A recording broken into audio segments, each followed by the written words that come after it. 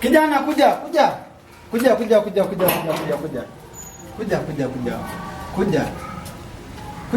tutaongeleshana. Landlord, mtu wa maluko. Landlord. Leo nimekukuta. Landlord. Nimekukuta.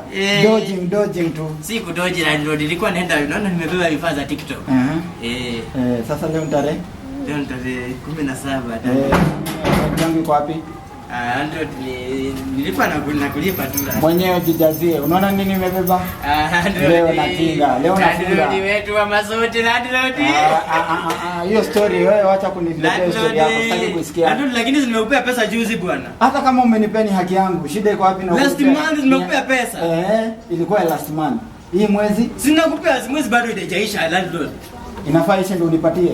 Hiyo ilikuwa ile mwezi mwingine. Leo ni ndio tarehe 18 lakini landlord nakutumia pesa bwana. Hawezi nini? Kuna dance landlord kuna dance. Labda tunaenda kupiga ingine. Unajua kuna dance tumedance. Jana tulikutana ukaniambia hivyo ukanitumia shilingi 50. Unacheza na nyumba zangu, si ndio? Unacheza na nyumba zangu, si ndio? Si kucheza na nyumba landlord. Unajua mimi leo nafunga hii mlango na sikudanganya. Fanya hivi, wewe ndio ka dance, ukimaliza ku dance, hiyo story tutamaliza. Acha mimi nifunge nyumba yangu. Hatuwezi endelea kuishi hapa. Hata kuku wanaweza ishi hapa.